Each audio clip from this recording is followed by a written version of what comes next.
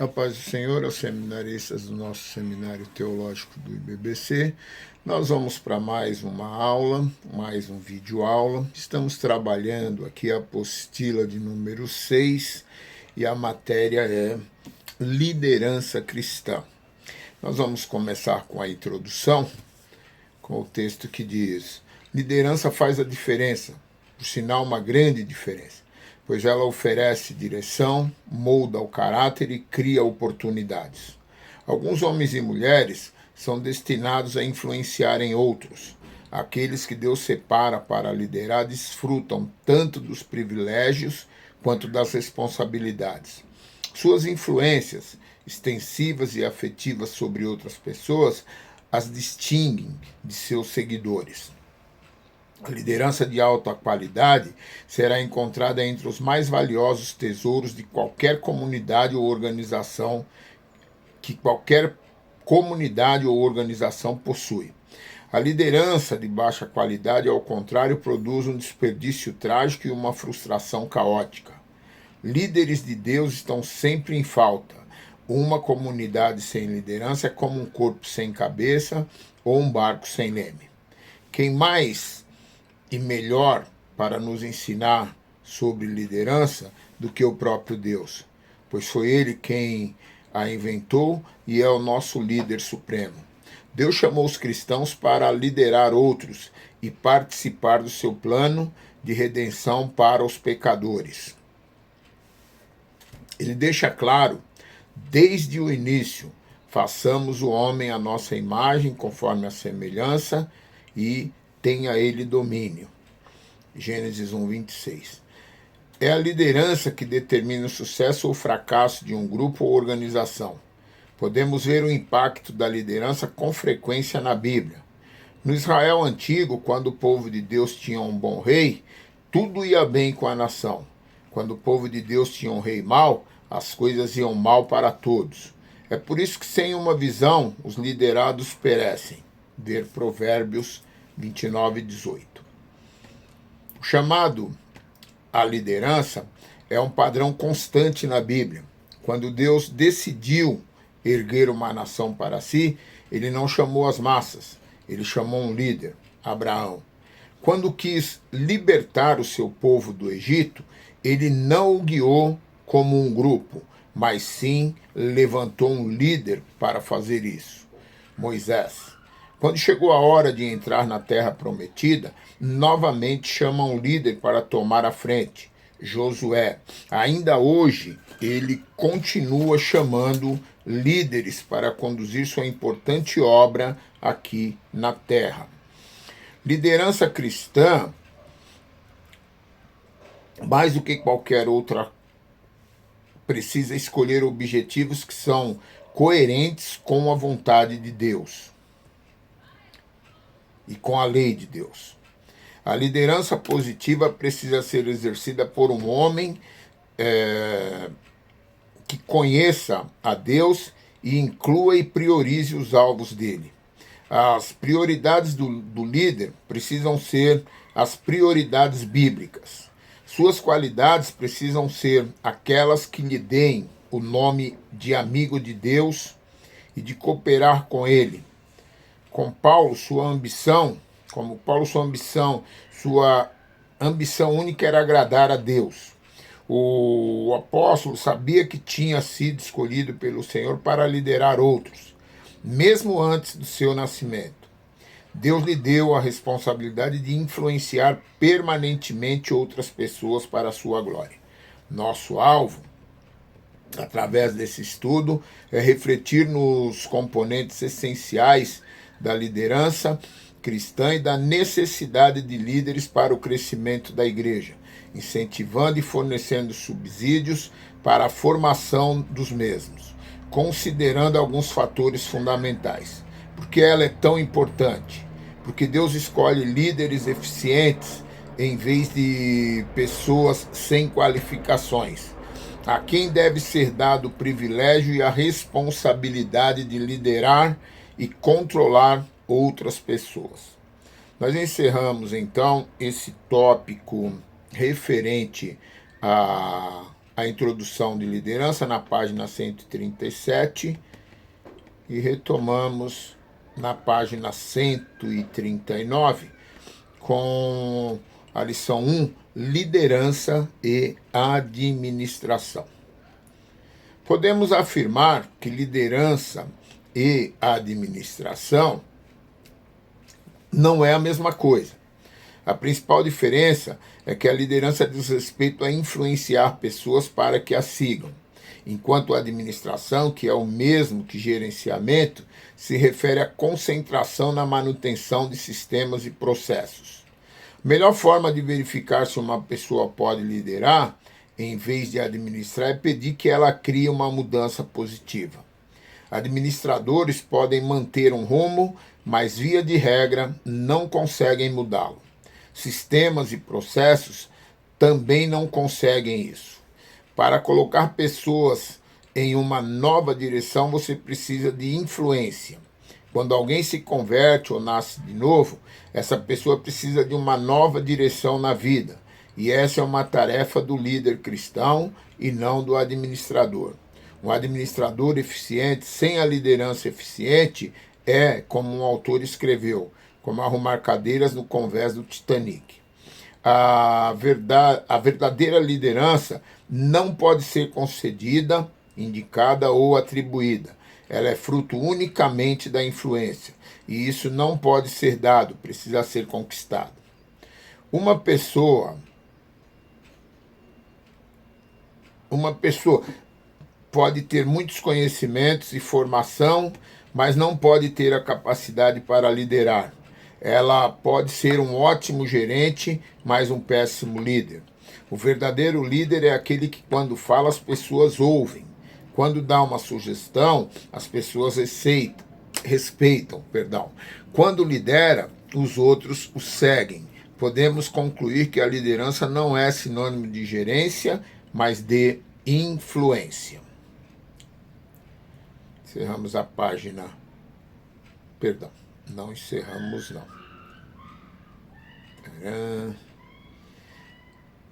Lição 1.1 ainda, na página 139. Liderança é a capacidade de influenciar pessoas ou persuadi-las a trabalhar em direção a metas e objetivos estabelecidos. É o esforço de exercer conscientemente uma influência especial dentro de um grupo, no sentido de levá-lo a atingir metas de permanente benefício que atendam às necessidades reais do grupo, segundo John Haggai. Página 139. Liderança e influência, John C. Maxwell. Liderança é a capacidade de angariar sectários, James C. George. Liderança é a habilidade de influenciar pessoas para trabalhar entusiasticamente visando atingir objetivos comuns, inspirando confiança por meio da força de caráter. James C. Hunter. Lição 1.2. Definição de liderança. É a capacidade de influenciar pessoas ou persuadi-las a trabalharem em direção aos objetivos estabelecidos, baseados nos princípios ensinados por Jesus. Nós estamos falando de liderança cristã. Essa definição segundo Paulo Saderi. Lição 1.3. Definição de administração. Administração é a capacidade de gerenciar bens ou recursos próprios ou alheios. Administração envolve programas, planejamentos, mudanças organizacionais, direção, controle, etc. Em resumo, podemos afirmar que liderança é fazer tarefas corretas e a administração é fazer as tarefas de uma forma correta. Vamos página 140, página 141, lição 2. Paralelos entre liderança e administração. A administração é eficiente, a liderança é eficaz. A administração é a eficiência subindo a escada do sucesso. A liderança determina se a escada está posta contra a parede certa. Administramos a nós e lideramos os outros. Administramos situações e lideramos pessoas. Administrar é uma disciplina, liderar é uma arte. Os administradores trazem ordem à complexidade. Os líderes criam visões e estratégias. Os administradores são práticos. Os líderes são idealizadores. Os administradores regem as tendências. Os líderes conseguem antecipá-las. Os administradores tocam a primeira trombeta. Os líderes conduzem a orquestra. Os administradores algumas vezes são ruidosos. Os líderes quase sempre são quietos. Os administradores executam um plano. Os líderes escrevem o plano. Os administradores analisam. Os líderes inspiram. Os administradores atingem metas. Os líderes influenciam o comportamento. Os administradores fazem. Os líderes projetam. Encerramos página 141. Página 142. Lição 3. Chamado para liderar. Deus está chamando líderes, não detentores de poder, nem peritos em congratulações mútuas, traficantes de influências e demagogos exibicionistas manipuladores de multidões. Ele está chamando líderes para conduzir seu povo aqui na terra. E essa liderança deve ser produtiva e efetiva. Não me escolhestes a mim, mas eu escolhi a vós, para que vades e deis fruto, e o vosso fruto permaneça. João 15:16. Muitas pessoas mantêm a opinião que líderes são natos, nascem com um talento especial para a direção de outros. Eles são presentes de Deus para a igreja.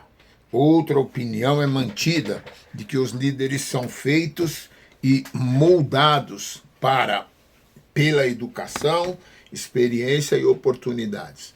As oportunidades favoráveis que surgem em alguns ambientes e situações formam a prova máxima, na qual líderes adquirem seus incentivos e oportunidades. Peter Drucker, um especialista em administração, declara que pode haver muitos líderes natos, mas são bem poucos para que possamos depender deles. A liderança é uma coisa que deve ser adquirida. Warren Bennis acrescenta: o mito mais perigoso é o de que há um fator genético na liderança e que as pessoas simplesmente possuem ou não determinadas qualidades carismáticas. Na verdade, acontece o oposto. Os líderes são feitos, em vez de nascerem líderes. A liderança é desenvolvida e não descoberta. Sempre surgirão líderes natos, mas para exercê-la com perfeição, devem ser desenvolvidas características e habilidades naturais de liderança. A melhor explicação une elementos das duas teorias. O Senhor escolhe homens e mulheres, muda o caráter e os capacita para liderar seu povo, tanto pelo seu nascimento como pela oportunidade.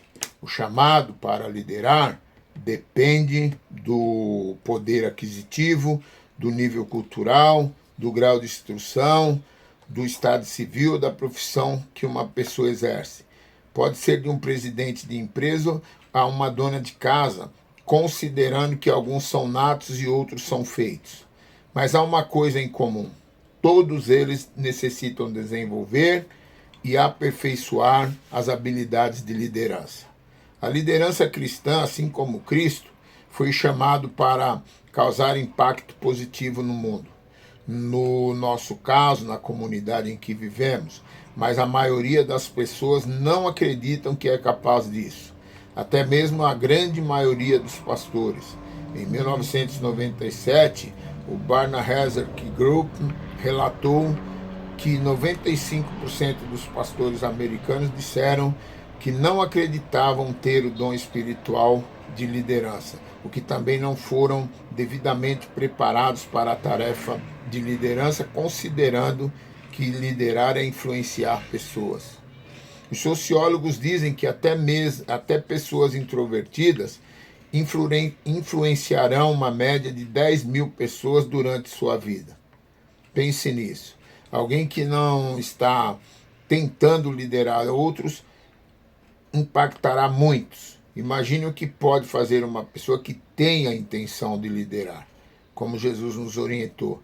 Que tipo potencial de impacto Deus colocou dentro de você? Atualmente, há um déficit de liderança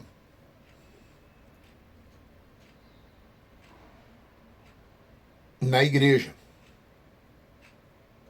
Atualmente há um déficit de liderança na igreja, existe um desinteresse das pessoas em entender e atender o chamado divino para exercer uma liderança ministerial. As razões são diversas: o excesso de atividades seculares, os problemas que aumentaram nos diversos segmentos da vida pessoal, o medo de não corresponder às expectativas de liderança e o fato de não querer um compromisso com a obra de Deus. Esses fatores têm levado a grande maioria dos cristãos ao comodismo, fazendo deles espectadores na igreja, em vez de pessoas compromissadas com o reino e a obra de Deus, auxiliando seus pastores. Se considerarmos essas razões para não atendermos o chamado divino para exercer uma função na liderança da igreja, nunca seremos um líder, pois os problemas são uma constante na nossa vida, principalmente nos dias atuais. Num dia atravessamos o Jordão, no outro lutamos com Jericó, depois e daí por diante. Encerramos página 142, página 143. É fundamental despertar, motivar e incentivar as pessoas para a liderança na igreja e desenvolver nelas as habilidades para tal função. E essa é uma tarefa dos líderes superiores, porque enquanto isso não acontece, muitos líderes em potencial ficarão escondidos. E então se dirigiu aos discípulos e disse: a seara na verdade é grande, mas os trabalhadores são poucos. Rogai, pois, ao Senhor da seara que mande trabalhadores para a sua seara. Erramos, página 143. Na página 144, lição 4, a necessidade atual de liderança cristã. John C. Maxwell afirma que o problema mais crítico que a igreja enfrenta atualmente é o vácuo na liderança que cresceu durante o século XX. O especialista em igrejas e estatístico George Barna afirma: a liderança continua a ser uma necessidade evidente na igreja. As pessoas com frequência desejam seguir a visão de Deus, mas também com frequência não têm uma explosão da visão ou da verdadeira liderança. Há alguns anos atrás, Barna escreveu algumas conclusões sombrias a partir de sua pesquisa. Após 15 anos de estudo no mundo ao meu redor, cheguei a várias conclusões a respeito do futuro da igreja cristã na América. A conclusão principal é que a igreja americana está morrendo por falta de uma liderança firme. Nessa época de oportunidades sem precedentes e abundância de recursos, a igreja, na verdade, está perdendo influência. A primeira razão é a falta de liderança. Nada é mais importante do que a liderança. Cristo deixou a sua igreja na terra para fazer uma obra que cause um impacto eterno. Se a igreja local não for bem liderada, então a noiva de Cristo sofre e não será capaz de cumprir a sua missão para esta geração. Com relação à crise de liderança, identificamos duas situações que nos questionam. Primeiro, porque é difícil encontrar e formar líderes. E 2, porque é difícil alguém continuar sendo líder e aperfeiçoar a sua liderança. A resposta está numa série de fatores que veremos a seguir. A explosão populacional e a nossa sociedade que se move rapidamente requerem líderes, pessoas que precisam ser orientadas e lideradas. Nenhuma organização ou comunidade cresce sem ordem e liderança. No caso da igreja, existem diversas formas e recursos para o crescimento, mas há uma unanimidade. Todas precisam de pessoas, principalmente as que lideram, porque igrejas só crescem superando problemas, vencendo obstáculos e estruturando ministérios. Como no caso da igreja primitiva em Atos dos Apóstolos, ela precisou de organização e liderança. A liderança sempre requereu mais do líder, e atualmente mais ainda porque as pessoas se tornaram mais exigentes. A visão é do líder, a palavra final é do líder, é ele quem tem as maiores responsabilidades, também é ele quem influencia e comanda pessoas. E o exemplo a ser seguido também é do líder. Enfim, o líder é uma pessoa diferente das outras em relação ao caráter e à disciplina. Essas exigências se tornaram um filtro para a formação de líderes, por isso os candidatos devem ser perseverantes. O sistema ao qual vivemos hoje, globalizado, online, e a cibernética tem influenciado o comportamento de muitas pessoas e a sua forma de viver, levando-as à síndrome do imediatismo. Elas estão mais impacientes, buscam por resultados rápidos, iniciam cursos e tarefas, mas dificilmente concluem, acabam ficando estagnadas, não se dedicam a aprender e a ensinar, que são características fundamentais para quem quer liderar. Temos que nos preocupar em terminar o que começamos, porque é mais importante terminar e bem do que iniciar.